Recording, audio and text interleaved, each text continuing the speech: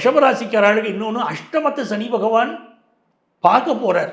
மிக முக்கியமான விஷயம், அஷ்டமத்தை சனி பகவான் பார்க்க போகிறாருன்னா நிறைய பேர் வேறு மாநிலங்கள் மாறுகள்.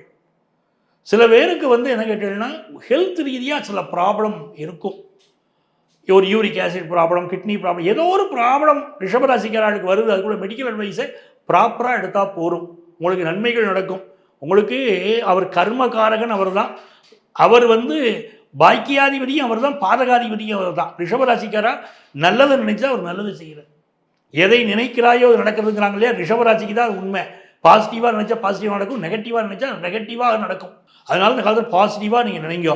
யாரை நமஸ்காரம் பண்ணினா நமக்கு நல்லா இருக்கும், ரிஷபராசிக்காரர்களுக்கு அப்படின்னு சொன்னால் இப்போ வழிபட வேண்டிய தெய்வம், நீங்கள் திருவண்ணாமலை போகணும், அண்ணாமலையாரையும் உண்ணாமலை அம்மனையும் வழிபாடு செய்யணும், கிரிவலம் வரணும். அப்படி கிரிவலம் வந்தாலே இந்த சனீஸ்வர பகவான் உங்களுக்கு கெடுதல் பண்ண மாட்டார். சரி சார், எனக்கு ஒரு வாழ்வியல் பரிகாரம் சொல்லுங்க, நான் என்ன பண்ணினால் எனக்கு பெரிய பிரச்சனை இல்லாமல் இருக்கும், நான் என்ன வேணால் பரிகாரம் பண்ண தயாராக இருக்கேன், ஒன்று சொல்லுங்க அப்படின்னா முதல்ல என்ன பண்ணணும்னா